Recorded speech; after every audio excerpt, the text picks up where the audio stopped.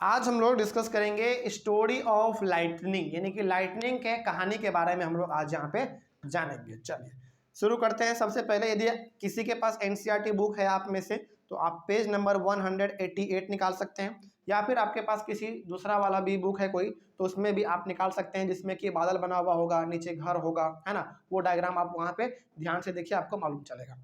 तो story of lightning को हम लोग आज पढ़ने वाले हैं, यानी कि लाइटनिंग के कहानी को शुरू करेंगे।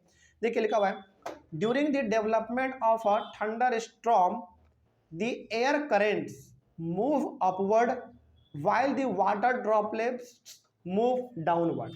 देखिए during the development of a thunder storm, thunder storm का मतलब, हाँ, थंडर स्टॉर्म का मतलब हो गया कि जब आंधी तूफान बरसात सब कुछ एक साथ आ जाए, है ना। मतलब कि हवा भी चल रहा है बहुत तेजों से और बारिश भी हो रहा है बहुत तेजों से। उस समय पे आप ये गौर करेंगे कि जो हमारा हवा है वो ऊपर भागता है, यानी कि आसमान की ओर जाएगा, और जो हमारा पानी है बरसात के समय में वो नीचे आएगा, है ना। याद रखिएगा इस बात को कि हवा ऊपर जाएगा और पानी नीचे आता है बरसात के समय में।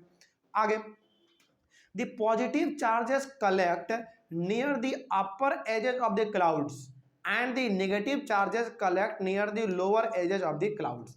अब बादल को आप ध्यान से देखिए, आपके बादल बुक में दिया हुआ है। बादल में आप देखेंगे तो बादल के ऊपर वाले हिस्से में आपको पॉजिटिव चार्ज नजर आएगा और बादल के नीचे वाले हिस्से में आपको नेगेटिव चार्ज नजर आएगा, ठीक है ना। आगे बढ़ते हैं।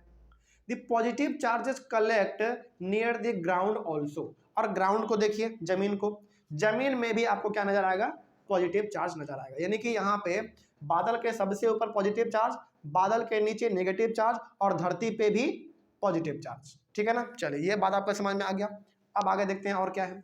When the amount of the collection of charges becomes very large, the air is unable to resist their flow। अब देखिए बादल और धरती के बीच में क्या है, हवा है ना। तो बादल और धरती के बीच में हवा ही वो एक अड़कन है जो कि बादल के चार्जेस को ऊपर में रोक के रखा है और धरती के चार्जेस को नीचे में रोक के रखा है ना। लेकिन जब इस चार्जेस का लोड बहुत बढ़ जाता है, बादल में चार्जेस का मात्रा बढ़ जाएगा, तो उस समय पे हवा भी उस बादल को नहीं रोक पाता है। तो उसमें क्या होता है, बादल हमारा यानी कि बादल का पानी नीचे गिरना शुरू हो जाता है। तो वही चीज यहाँ पे लिखा हुआ था कि when the amount of the collection of charges becomes very large, the air is unable to resist their flow।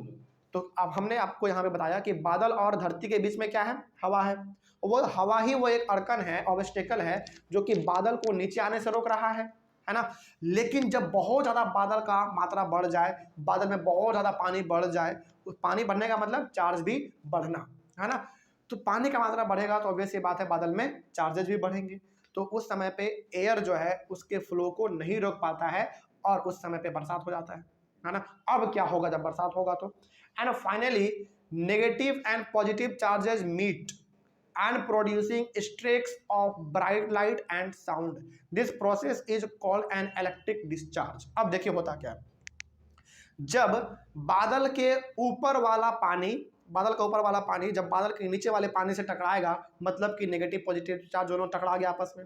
अब टकरा गया, टकराने के वजह से यहाँ पे streak of bright light and sound produce होगा। मतलब कि आपको मालूम है कि बादल के ऊपर वाले हिस्से में पॉजिटिव चार्ज है, बादल के नीचे वाले हिस्से में नेगेटिव चार्ज है। तो जब ऊपर वाला पॉजिटिव चार्ज यानी कि वाटर बादल का नीचे वाले वाटर से टकराएगा, बादल के नीचे वाले वाटर से टकराएगा, उस समय पे लाइटनिंग तो प्रोड्यूस होगा ही होगा, प्लस बहुत भयंकर साउंड भी प्रोड्यूस होगा, जो कि हमको बहुत गड़गड़ गड़गड़ करके आवाज सुनाई पड़ता है बादल के समय में जब बरसात होता है उस समय पे। तो वो इसी का कारण है और इसी चीज को हम लोग क्या कहते हैं, इलेक्ट्रिक डिस्चार्ज। तो अब यदि कोई कहे कि इलेक्ट्रिक डिस्चार्ज क्या है, तो इलेक्ट्रिक डिस्चार्ज सिंपली आपको ऐसे बताना है कि जब बादल के ऊपर में जो हमारा पॉजिटिव चार्ज है उसका अमाउंट बढ़ जाए, बढ़ने के बाद हवा उसको रोक नहीं पाता है, तो उस समय पे बादल के ऊपर वाले पॉजिटिव चार्ज बादल के नीचे वाले नेगेटिव चार्ज से आके टकरा जाता है। टकराने की वजह से लाइटनिंग के साथ साथ साउंड भी प्रोड्यूस होता है, उसी को हम लोग कहते हैं इलेक्ट्रिक डिस्चार्ज। सिंपल सा बात, ठीक है ना। चलिए कोई डाउट, आगे बढ़ते हैं। The process of electric discharge can occur between two और मोर क्लाउड्स और between clouds and the earth. तो ये जो इलेक्ट्रिक डिस्चार्ज है हमारा, यानी कि लाइटनिंग के साथ साथ साउंड भी प्रोड्यूस होना, ये दो बादल बादल के बीच में हो सकता है, क्योंकि एक बादल मतलब कि इसके पास भी नेगेटिव चार्ज, इसके पास भी नेगेटिव चार्ज, इसके पास भी पॉजिटिव, इसके पास भी पॉजिटिव। तो जब दो बादल भी आपस में टकराते हैं ना, तो उस समय भी लाइटनिंग के साथ साथ साउंड प्रोड्यूस होता है। या फिर जब बादल हमारा कहाँ पे टकराए, धरती से टकरा जाए। अब बादल धरती से कैसे टकराएगा? बादल धरती से टकराता है क्या? नहीं, बल्कि बादल का पानी जब धरती से टकराएगा तो उस समय पे भी हमको ये देखने को मिलता है ना। लेकिन याद रखेगा, बहुत बार बादल धरती से भी टकराता है। कहाँ पे? बड़े बड़े पहाड़ों पे। तो वहां पे क्या होगा, लाइटनिंग के साथ साथ साउंड भी प्रोड्यूस होगा, है ना। चलिए आगे बढ़ते हैं। अच्छा, एक चीज आपने ये भी गौर किया होगा कि पहाड़ों के ऊपर ना ज्यादा आवाज आता है, ज्यादा लाइटनिंग होता है। क्यों? इसी की वजह से, क्योंकि पहाड़ हमारे बहुत बड़े लंबे लंबे होते हैं और वहां पे बरसात भी बहुत होता है। जैसे कुछ महीनों पहले हम वैष्णो देवी गए थे, जम्मू एंड कश्मीर, तो वहां पे ना लगभग बरसात होते रहता है। क्यों? पहला बात तो ये कि वहाँ के पहाड़ बहुत बड़े बड़े हैं, इतने बड़े बड़े पहाड़ हैं कि वहाँ पे ना बादल को आप हाथों से टच कर सकते हो, इस प्रकार का। तो जब बादल हमारा टकराएगा पहाड़ से, पहाड़ मतलब लैंड, जमीन, और जमीन के पास क्या होता है? पॉजिटिव चार्ज, और बादल के पास नेगेटिव पॉजिटिव दोनों होता है। निचले वाले में नेगेटिव और बादल के पास पॉजिटिव। तो जब आपस में दोनों टकराएगा तो उस समय पे बरसात भी होता है और साउंड भी बहुत क्रिएट होता है। इसीलिए वहाँ पे कभी कभी ना लैंड स्लाइड भी हो जाता है। इसी वजह से साउंड इतना जोर से प्रोड्यूस होता है ना कि लैंड स्लाइड हो जाता है ना, इसी वजह से। तो ये जो हमारा है इलेक्ट्रिक डिस्चार्ज, ये दो बादल के बीच में भी हो सकता है और बादल और लैंड के बीच में भी हो सकता है, और होता भी है। उसके बाद लाइटनिंग स्ट्राइक को डिस्ट्रॉय लाइफ एंड प्रॉपर्टी, बिल्कुल सही बात है।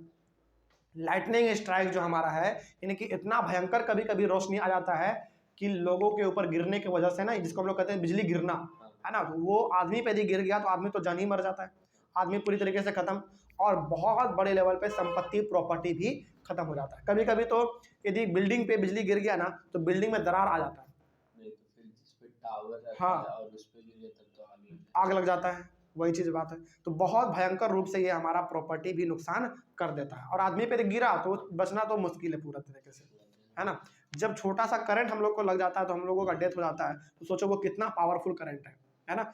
इसी वजह से आदमी का डेथ भी हो जाता है। आगे बढ़ते हैं फिर। So it is necessary to take measures of it is necessary to take measures to protect ourselves. तो इससे बचने के लिए हम लोगों को अलग अलग कदम उठाना चाहिए कि कैसे हम लोग लाइटनिंग से, साउंड से बच सकते हैं, है ना, बरसात के टाइम पे। तो अब कैसे बचेंगे, इसको हम लोग अपने अगले वाले टॉपिक में कवर करेंगे, जिसका नाम है लाइटनिंग सेफ्टी, ठीक है ना। चलिए, तो हम लोग अपने अगले वाले क्लास में ये डिस्कस करेंगे कि आखिर यदि लाइटनिंग हो तो उससे हम लोग कैसे बच सकते हैं, अपना नुकसान ना हो, कैसे इसे बचेंगे, ये अगले वाले क्लास में कवर करेंगे। Thank you very much and have a nice day.